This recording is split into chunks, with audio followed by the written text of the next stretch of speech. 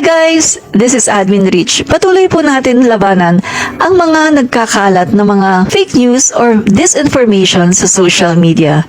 Ngayon mga kaibigan, itatopic natin yung paglilibing sa libingan ng mga bayani ni President Marcos. May nagtatanong kasi nito at hindi daw niya maliwanagan, so kailangan po nating itopic, no? So, eto mga kaibigan, babasahin natin itong naging desisyon ng Supreme Court. Manila, Philippines, pinayagan ng Supreme Court na mailibing si dating Pangulong Ferdinand Marcos sa libingan ng mga bayani. Sa botong 951 na inilabas ng Korte Suprema, ibinasura ng mga mahistrado ang 7 consolidated petitions na inihain sa pangunguna ni Bayan Muna Representative Satur Ocampo.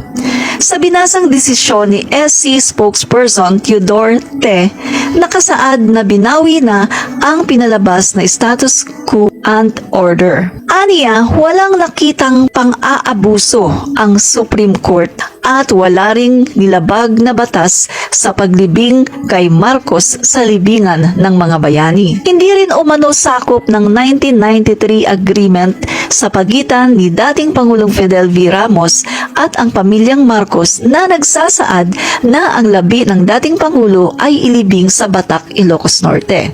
Bigyan ko lang kayo ng konting paliwanag kung bakit sinabi ito dito. Kasi mga kaibigan, sa panahon ni Fidel Ramos, pinayagan niya na iuwi ang bangkay ni President Marcos, pero meron silang agreement sa Marcos family na ang bangkay ni President Marcos ay dadalhin sa Batak, Ilocos Norte.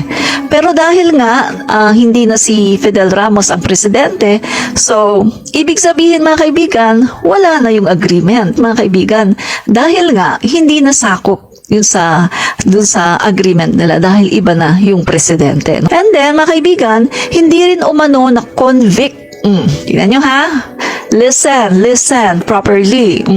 Hindi rin umano na convict sa anumang krimen ang dating Pangulo at hindi umano pinaniwalaan ng SC na si Marcos ay dishonorably discharged. Ano yung dishonorably discharged? Ano natin dishonorably discharged. Ang ibig sabihin nito mga kaibigan, the dismissal of someone from the armed forces as a result of criminal or morally unacceptable actions.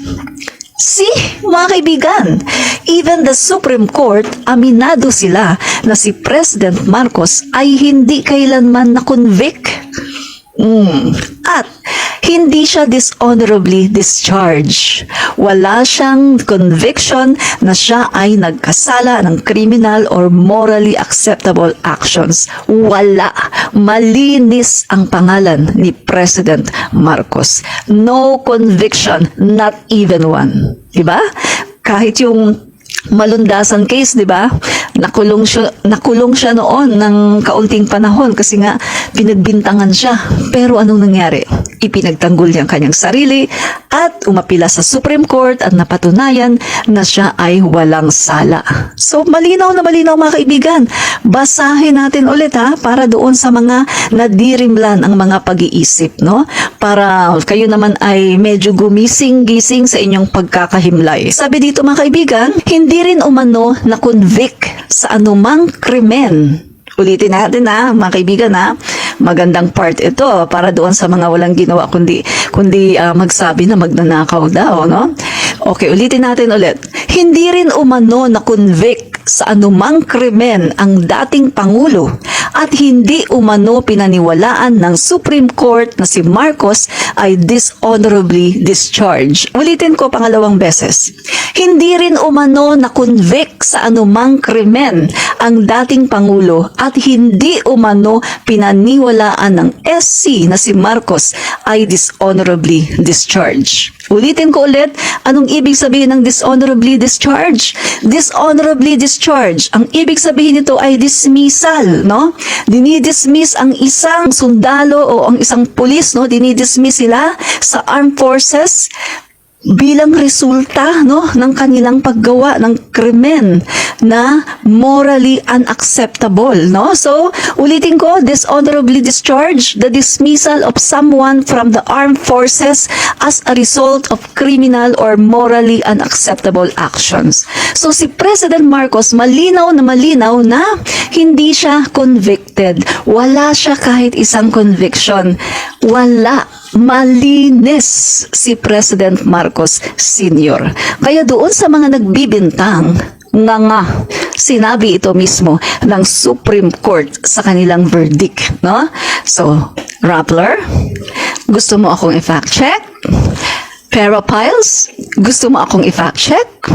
Ang nagsabi nito mismo ay ang Supreme Court. The Supreme Court said that President Marcos is not convicted of any criminal case. And not even convicted of any morally unacceptable actions. So, President Marcos Sr. is clean. Namatay siya na malinis ang kanyang konsensya. Namatay siya na wala siyang conviction na siya ay nagkasala sa ganitong pagnanakaw or whatsoever. Siya ay malinis. Diba? So, Supreme Court na nagsabi niyan, hindi siya dishonorably discharged. No. So, si President Marcos ay pinapayagan na mailibing sa libingan ng mga bayani.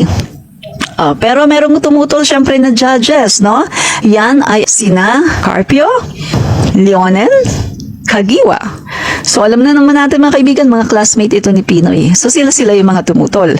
Pero ang mga pumayag, mga kaibigan, ay sina Presbitero Velasco Jr., Teresita Leonardo de Castro, Arturo Brayon, Diosdado Peralta, Lucas Bersamin, and then Mariano del Castillo, Jose Perez, Jose Mendoza, at Estela Perlas Bernabe. So mga kaibigan, malinaw na malinaw. So para dun sa mga nagsasabing magnanakaw si President Marcos, anong sabi ng Supreme Court? Wala siyang conviction. At hindi rin siya dishonorably discharged. Kaya sa mga nagpapakalat na magnanakaw ang dating President Marcos, kayo ay isang malaking fake news peddler. Real talk, labanan po natin ang mga disinformation sa social media. Ikalat po natin ang katotohanan. Fight fake news, expose the truth. Admin Rich po.